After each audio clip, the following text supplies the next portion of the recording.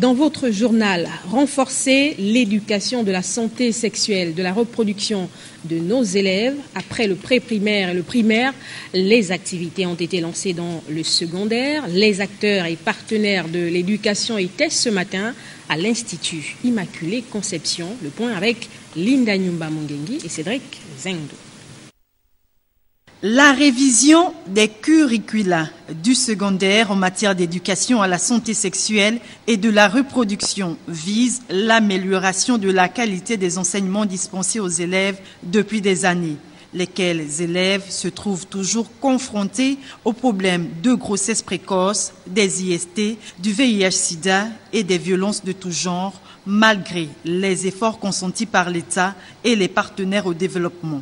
La dernière enquête démographique de santé du Gabon, celle de 2012, montre que malgré le taux de scolarisation, qui est de 97,2%, les adolescents et jeunes constituent 21% des femmes en âge de procréer et contribuent pour 14% à la fécondité totale des femmes au Gabon.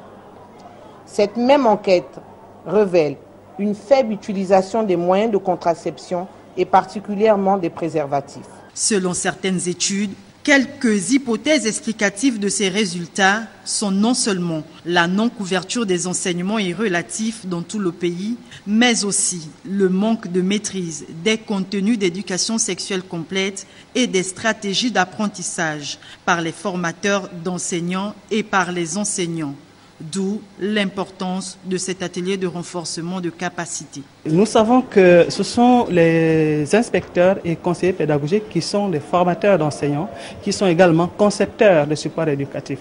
Donc, dès que nous lançons les activités de révision des curricula, il est bon de commencer par la formation des inspecteurs et des conseillers pédagogiques qui seront chargés de former les enseignants à leur tour. Formulons le vœu que vos échanges seront très riches, fructueux et couronné de succès. Je déclare ouvert les travaux de révision des curricula du secondaire en matière de santé sexuelle et de la reproduction. Organisé par le ministère de l'Éducation nationale avec l'appui technique et financier du Fonds des Nations Unies pour la population, ces assises se tiennent du 14 mai au 9 juin prochain.